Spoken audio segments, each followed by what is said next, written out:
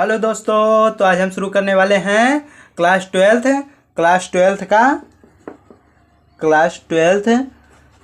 Math का chapter number 2, जिसका नाम है प्रतिलोम त्रिकोणमिति फलन इनवर्स ट्रिगोनोमेट्रिक फंक्शन। ठीक है दोस्तों, तो इसमें हम फलन के बारे में पहले जानेंगे। फलन क्या होता है? फलन फंक्शन ए के प्रत्येक अवयव का संबंध बी के किसी न किसी अवयव से होना चाहिए। ये ए के प्रत्येक अवयव का संबंध बी के किसी न किसी अवयव से होना चाहिए। ठीक है दोस्तों, चाहे वो ए हो सकता है या दो हो सकता है, ए का प्रत्येक अवयव का संबंध होना ही चाहिए। तो परंतु बी के एक से अधिक अवयव का संबंध एक से ही अवयव से नहीं हो सकता है। मतलब ये बी है, ये मान लीजिए ए है, ये बी है, परंतु बी का संबंध ए के प्रत्येक अवयव से एक से अधिक अवयव से नहीं होना चाहिए। ये देखिए दोस्तों, एक ही अवयव से दो अवयव बी के जुड़े हैं, तो इसमें ये फलन नहीं है। इसमें हो सकता है, किंतु प्रत्येक अवयव ए का बी के चाहे जितने भी अवयव से जुड़े हो, ये मायने नहीं रखता है। इसमें ये है कि दूसरा वाला पहले से एक बार ही जुड़ सकता है। ठीक है दोस्तों, इसलिए ये फलन नहीं है, नहीं होना चाहिए। इसलिए ये फलन नहीं है, ये फलन है। ठीक है दोस्तों, तो देखते हैं आगे। अब हम फलनों के प्रकार के बारे में जान लेते हैं दोस्तों। एकाएकी फलन पहला आता है, एकाएकी फलन। एकाएकी फलन के बारे में हम जानकारी लेते हैं। ये मान लीजिए दो हो गया अवयव, ए हो गया ए, बी हो गया ए। ठीक है दोस्तों, तो इसमें 1 2 3 हो गया, ए हो गया, बी हो गया, सी हो गया। इसका प्रत्येक अवयव बी के प्रत्येक अवयव से जुड़ा होना चाहिए। ये होता है एकाएकी फलन। ये होता है एकाएकी फलन।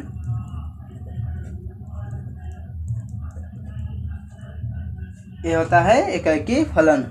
और दूसरा होता है हम पढ़ते हैं आच्छादक फलन।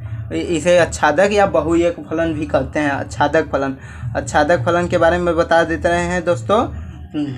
ए का प्रत्येक अवयव बी के किसी न किसी अवयव से जुड़ा होना चाहिए।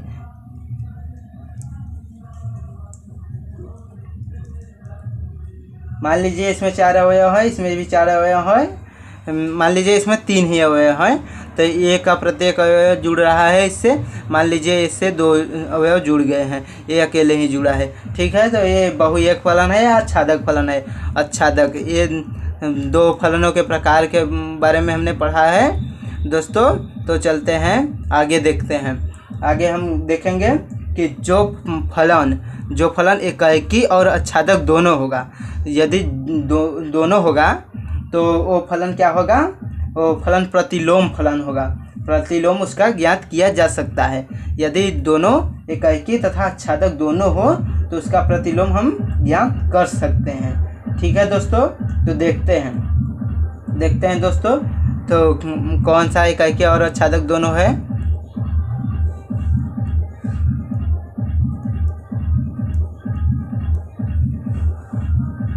देखिए दोस्तों, इसका प्रत्येक अवयव इससे जुड़ा हुआ है, तो ये एकाएकी है। अब इसका उल्टा करके देख लेते हैं दोस्तों। A B C 1 2 3। ठीक है दोस्तों, तो इधर देखेंगे तो इधर भी दोनों तरफ से जुड़ा हुआ है, तो इसलिए ये एकाएकी और आच्छादक दोनों है दोस्तों। तो इसलिए इसका प्रतिलोम ज्ञात किया जा सकता है। प्रतिलोम ज्ञात किया जा सकता है। अब हम जानते हैं त्रिकोणमिति फलनों का क्या हम प्रतिलोम ज्ञात कर सकते हैं। त्रिकोणमिति फलनों का हम प्रतिलोम ज्ञात कर सकते हैं। त्रिकोणमिति फलनों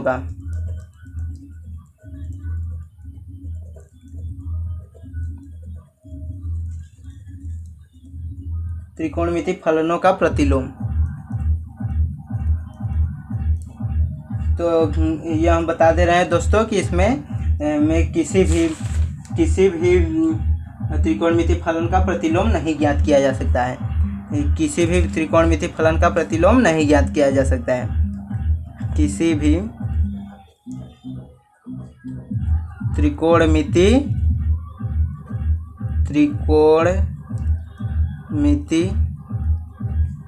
फलन का प्रतिलोम नहीं ज्ञात किया जा सकता है।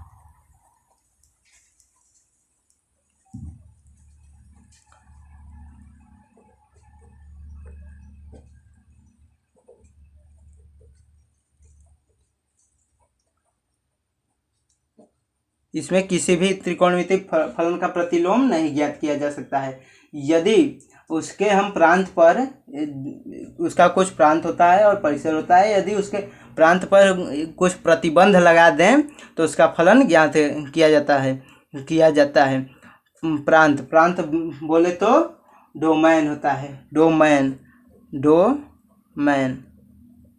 डोमेन प्रांत पर यदि कुछ प्रतिबंध लगा दें तो उसका फलन ज्ञात किया जा सकता है, उसका प्रतिलोम ज्ञात किया जा सकता है। ठीक है दोस्तों, तो देखते हैं आगे हम इसका अब त्रिकोणमिति फलनों का प्रांत के बारे में चर्चा करेंगे।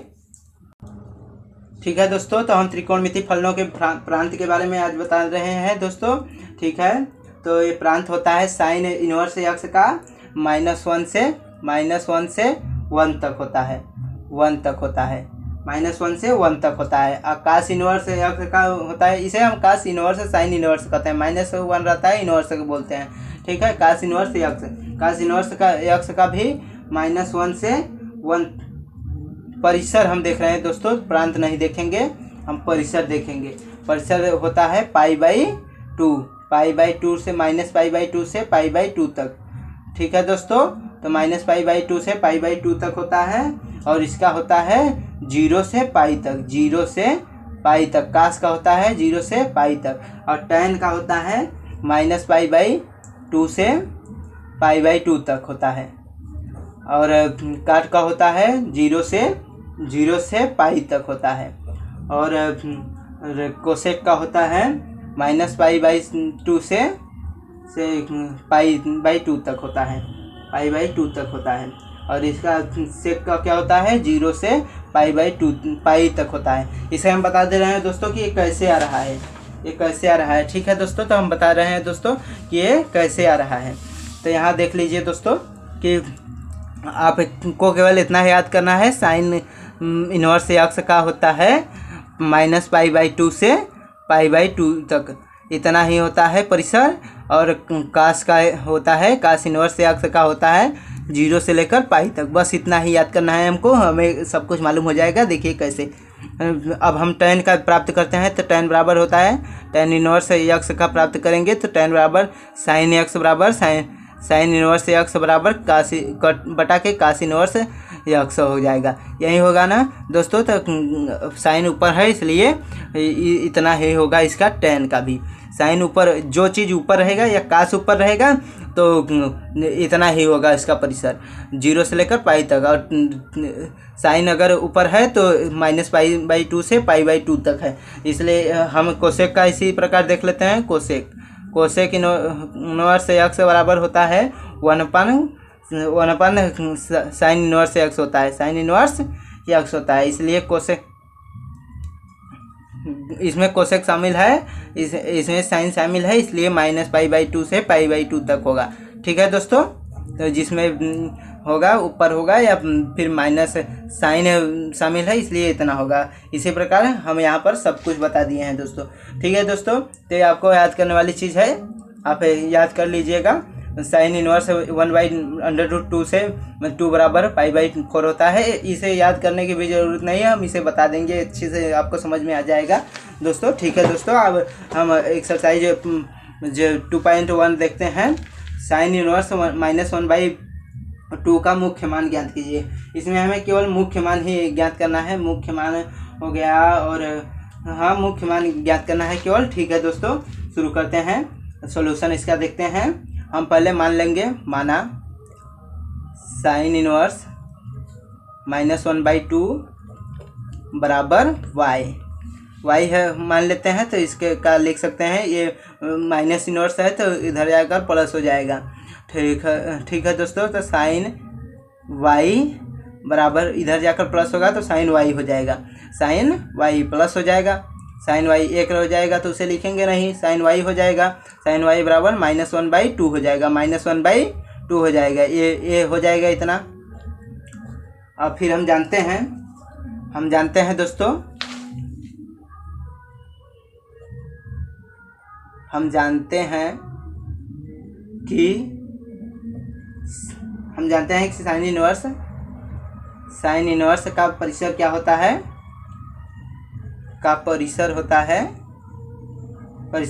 -π/2 से π/2 तक होता है, -π/2 से π/2 तक होता है। ठीक है दोस्तों, तो इसलिए ये माइनस है, तो यहाँ देखेंगे साइन वाई बराबर -1/2 है, -1/2 है ना, तो साइन -1/2 कितने का मान होता है, -1/2 साइन कितने का मान होता है, तो ये होता है साइन वाई बराबर -1/2 होता है, π/6 का मान होता है। तो माइनस है तो यहाँ माइनस लगा देंगे, माइनस साइन π/6 का मान होता है। साइन से कैंसिल हो जाएगा, लेकिन हम इसे कैंसिल करते हैं नहीं है दोस्तों यहाँ पर, और वाई बराबर लिख देंगे -π/6, -π/6। तो वाई बराबर हम माने हैं यहाँ पर साइन इनवर्स -1/ इतना, अतः अब लिख दे रहे हैं दोस्तों, अतः साइन इनवर्स -1/2 बराबर का मुख्य मान